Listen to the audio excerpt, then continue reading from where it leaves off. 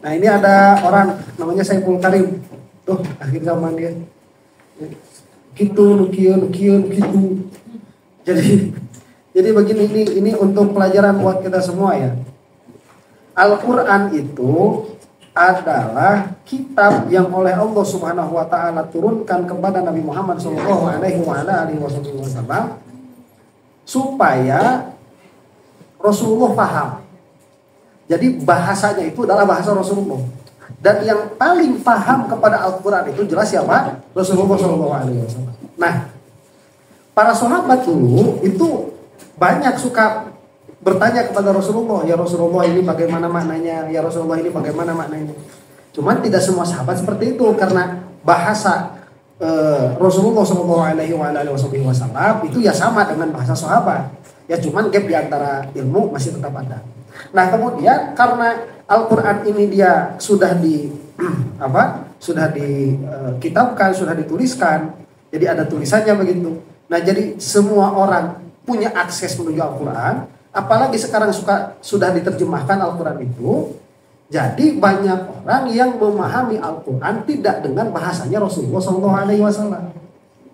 Nah makanya sebetulnya itu penterjemahan Al-Quran sendiri ini ada problem sebetulnya. Apalagi ke dalam bahasa kita. Jadi kalau mau ditelisik misalkan Al-Quran itu pertama kali diterjemahkan ke dalam bahasa apa? Ke dalam bahasa Perancis. Karena bahasa Perancis itu yang paling dekat kepada bahasa Arab. Itu ada sorofnya. Di kita enggak. Di kita itu membedakan nakiroh dan makrifat saja enggak ada. Ya, misalkan antadbahu bakorotan, antadbahu bakoroh. Allah menyuruh kalian untuk menyembelih sapi. Itu kalau dibaca terjemahannya saja, itu enggak ada nakiroh atau makrifat di situ. Jadi kita sudah tidak bisa membedakan. Nah, banyak orang akses ke dalam terjemahan Al-Quran, kemudian dia itu mempunyai pemahaman-pemahaman yang mana pemahaman-pemahaman ini belum pernah ada sebelumnya.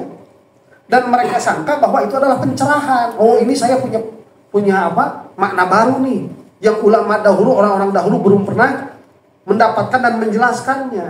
Nah, akhirnya berbicaralah dengan pembicaraan-pembicaraan yang mana itu adalah hasil dari pemahaman dia sendiri terhadap terjemahan yang dia baca. Ini sesat dan menyesatkan. Di antaranya siapa yang gitu? Saiful Karim nih. Orangnya di antaranya. Ini orang sesat. Bukan cuma sesat untuk dirinya, tapi juga dia menyesatkan. Nah, saya buka dulu satu-satu ya, karena banyak nih. Satu aja dulu. Dia itu pernah mengatakan bahwa yang namanya darah, yang dimaksud darah yang diharamkan di dalam Al-Quran itu bukan darahnya. Jadi bahasanya kan begini, hurrimat alaikumud dammu wal hurrimat alaikumul maitatu wad dammu walahmul khinzir. Diharamkan atas kalian itu darah. Nah, kata dia begini, darah yang dimaksud itu bukan darah. Kenapa? Karena kalau darah diharamkan, daging juga dari darah. Berarti daging juga haram. Hati juga dari darah. Berarti hati juga haram. Bukan. Yang diharamkan itu bukan darahnya. Tapi apa? Menumpahkan darah. Itu yang diharamkan. Ini gimana? Ini usulnya usul apa yang dipakai buat memahami hal seperti ini? Ya. Lalu udah susah kita ngomong ini. Orang kayak gini mau gimana ngebenerinnya? Ya, nih. Ini orang ya, dia tidak paham mantuk. Ya, apalagi mafhum. Apalagi sampai ilmu yang dalam seperti ilmu wadho ini urusannya sama ilmu wadho. Jadi begini, sesuatu itu dinamakan sesuatu itu tatkala dia masih tetap keadaannya seperti itu. Adamu itu darah.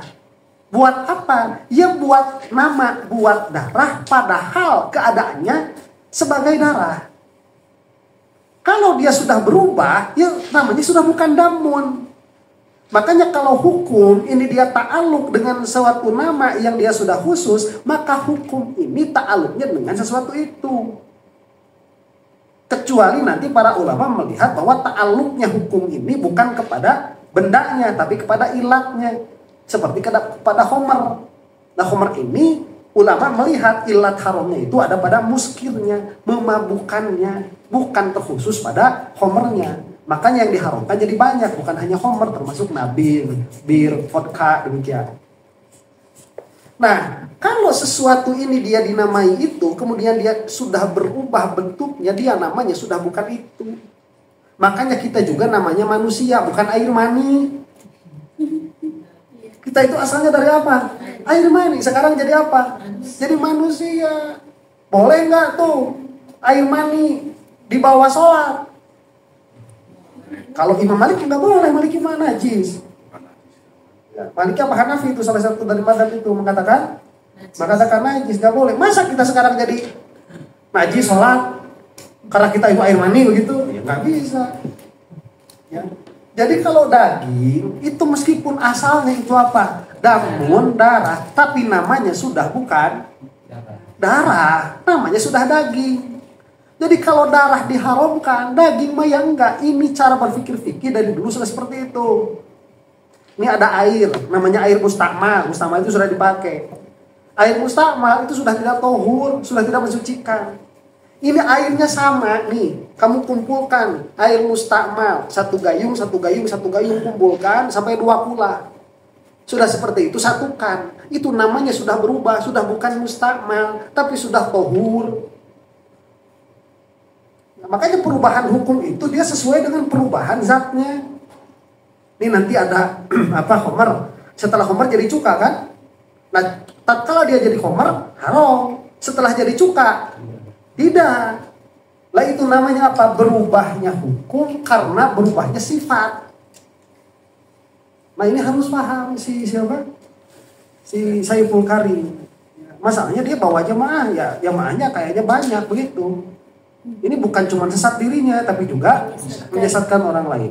Dan sesatnya dia tidak berhenti di situ. Ini di dalam masalah akidah juga sesat, di dalam hal mentafsirkan Al-Quran juga sesat. Kenapa saya bilang sesat? Karena yang namanya memahami Al-Quran itu dia sudah ada pakemnya. Tajwiz, ya, melebihkan pemahaman Al-Quran dari zahirnya itu boleh tanpa menghilangkan makna asalnya. Begitu. Nah ini kalau nggak salah orang Bandung deh itu. Banyak sekali masalahnya. Insya Allah nanti kapan-kapan juga bahas lebih jauh lagi. Cuman jangan sampai kemakan omongan-omongannya si Saiful Karim ini, karena omongannya itu kayak yang benar, ya. Padahal mayoritasnya salah. Dia nggak paham fikih, apalagi sampai usul fikih, apalagi sampai bahasa Arab, apalagi sampai yang dalam-dalamnya istiqoq dan wadok.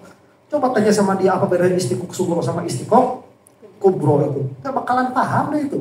Ya, kalau mekok berengkar dia orang Sunda. Cuma saya agak heran ya bang. Ya di Sunda ini orangnya macam-macam. Ya si Imad Banten Sunda, Guru Kemul Sunda, si Saiful Karim Sunda, Mama Gufon Sundanya. Laku wahai orang Sunda kan. Asa mengkhawatirkan. Tapi ada guru orang Sunda. Nah makanya pada ayah guru 3 ruti ya ngerada becereng deui gitu. Insyaallah mudah-mudahan orang sadaya dihampun Allah Subhanahu wa taala. Bagi majelis dan kafarat kan kalau pada orang sadaya dengan wasilah kepada Rasulullah sallallahu alaihi wasallam.